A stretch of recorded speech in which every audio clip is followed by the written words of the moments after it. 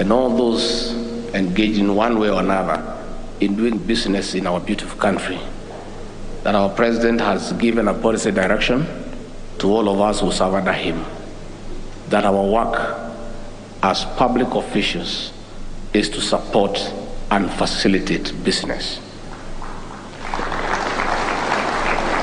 And that policy direction has trickled down that public officials have no business standing in the way of business, being a hindrance, creating roadblocks. Their work is to support and facilitate business, and shortly, in a few months, when we complete the process of public sector reforms in terms of telling our public officials of their new role in the Ruto administration, there will be no bureaucracy and red tape in matters business and investment. I agree with the governor of Nairobi that the national government too is not at all impressed where when you walk to an office, you cannot tell the original color of the wall because the whole wall is full of multiple licenses. Those licenses must give way to show people, for people to appreciate the original color of the wall by having a single permit. So all permits should be collapsed under one. Finally, Your Excellency, as you ask the people of Kenya to pay taxes, as you mobilize the people of Kenya to accept their responsibility to pay taxes, those of us under you will also help you to make sure that those charged with the responsibility of collecting revenue do not criminalize tax payment.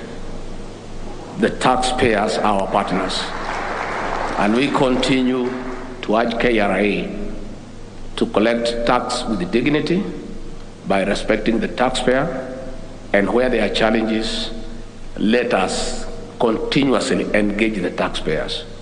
The taxpayers are good people, and where they have challenges, through a continuous engagement process, we can always find out why there are challenges, surmount the challenges, and make sure that we collect more revenue for our beautiful country. And I want to confirm once more, I was in a meeting this morning with the Kenya Association of Manufacturers, and we are noting that the new administration is keeping time in all our meetings. I want to confirm that the President of the Republic of Kenya is leading by example. The problem in this country is one of leadership. Once you put the proper leadership in place, everything else gets into place. A country is as good as its leadership. It is therefore important. It is therefore important for those who are not in the know.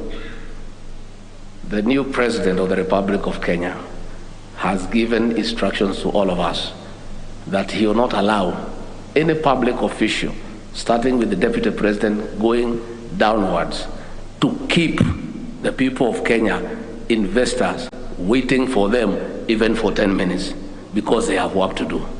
So we want to tell our CSs, our PSs, and no other officials downwards, you take the cue from the President.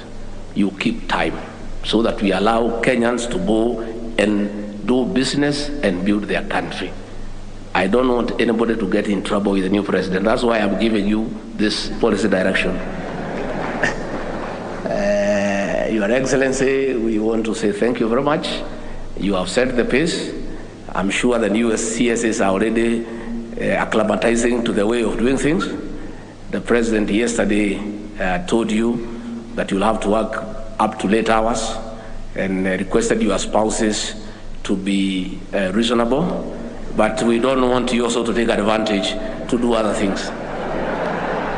The President is a family man, and he believes in the family unit, so let not a few of you take advantage of his advice, and he's requesting your spouses to be understanding to get out of the way. It is for the purposes of just making sure in office to work for the people of Kenya.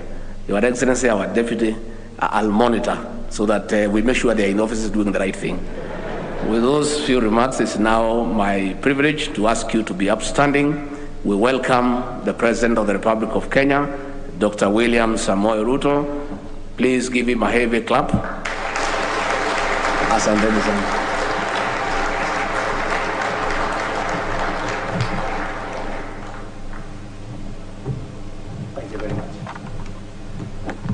Thank you very much, Mr. Deputy President. Please, let's take our seats.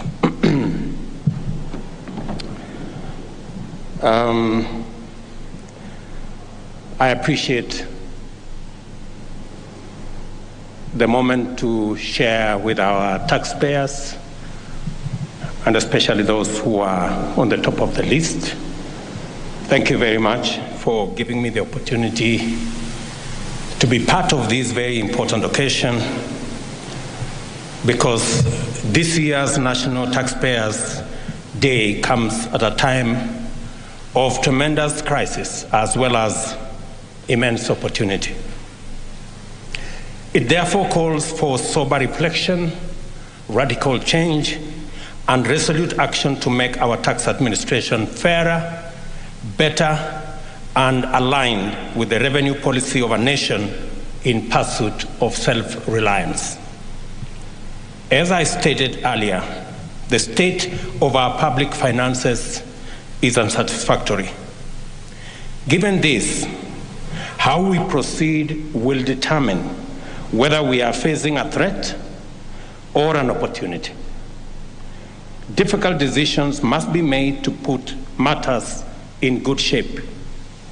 The false comfort of a financial bandage must come to an end, because we are risking short-term comfort in place of sustainability in the long term.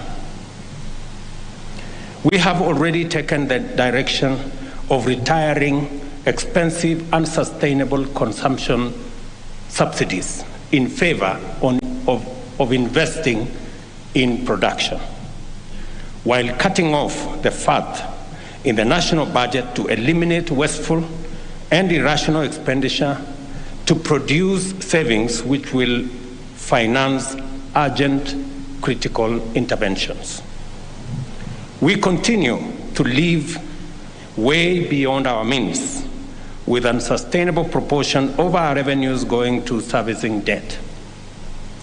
Under these circumstances, critical government services cannot be provided adequately or at all, owing to budgetary constraints. Similarly, essential projects cannot be undertaken for the same reason of unavailability of adequate resources.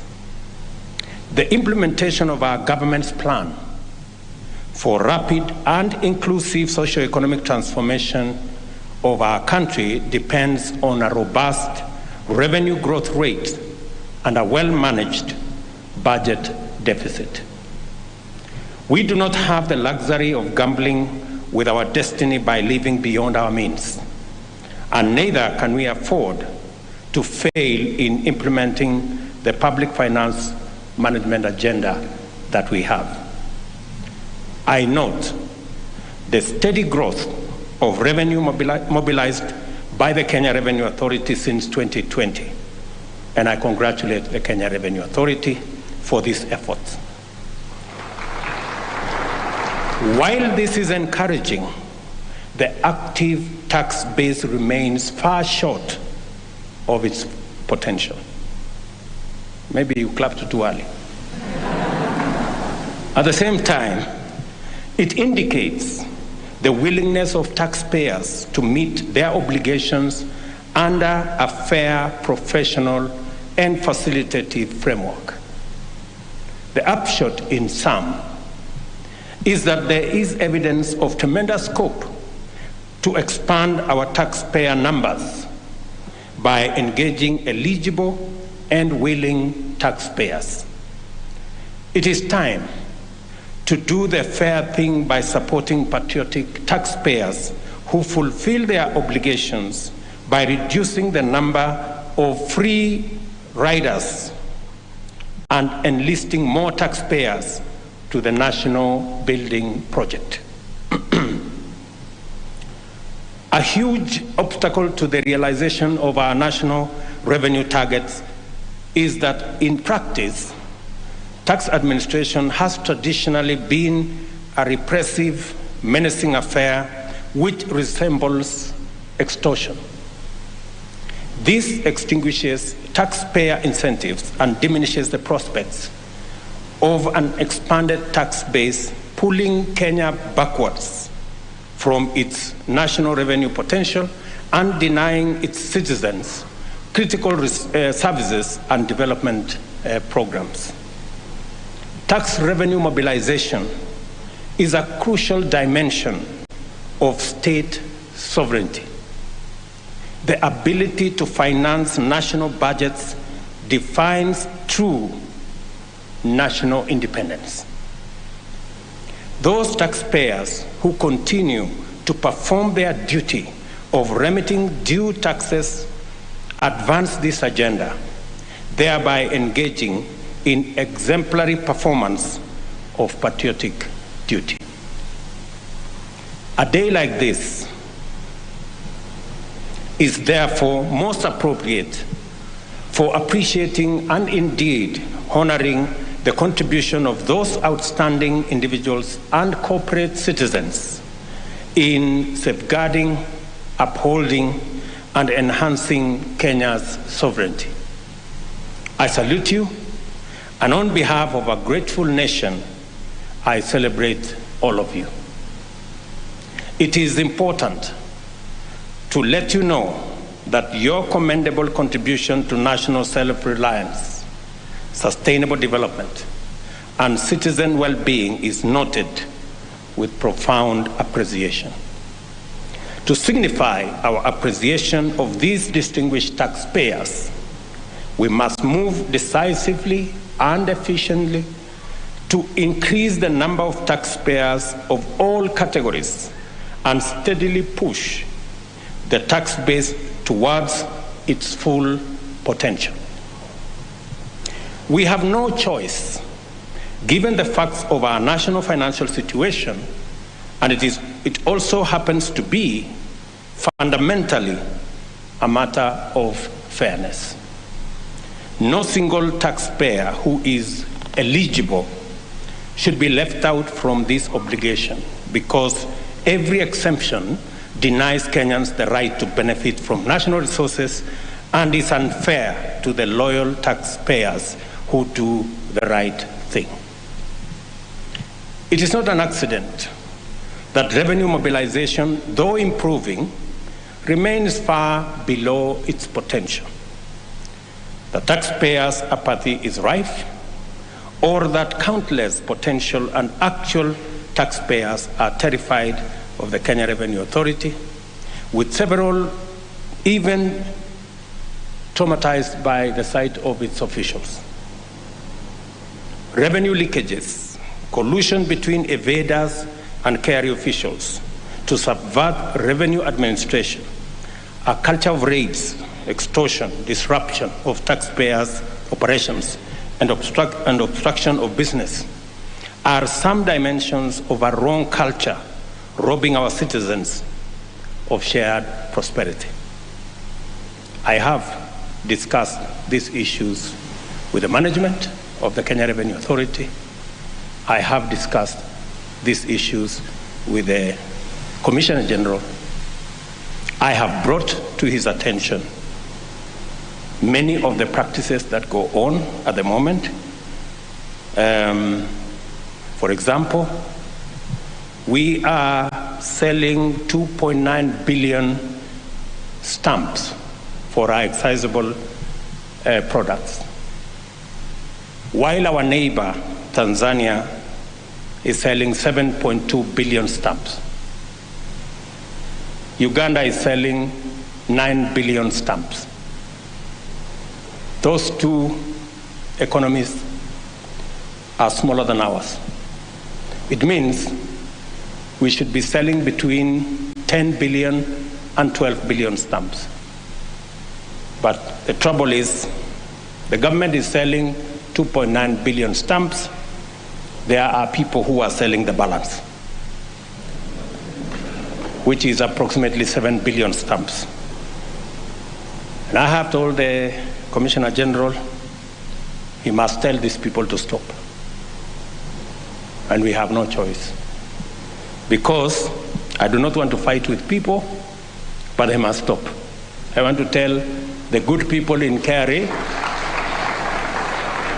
good people, you must stop. Because I have given enough information to Commissioner General to sort out that mess. And I have told him if he doesn't sort out the mess, I will sort it out myself.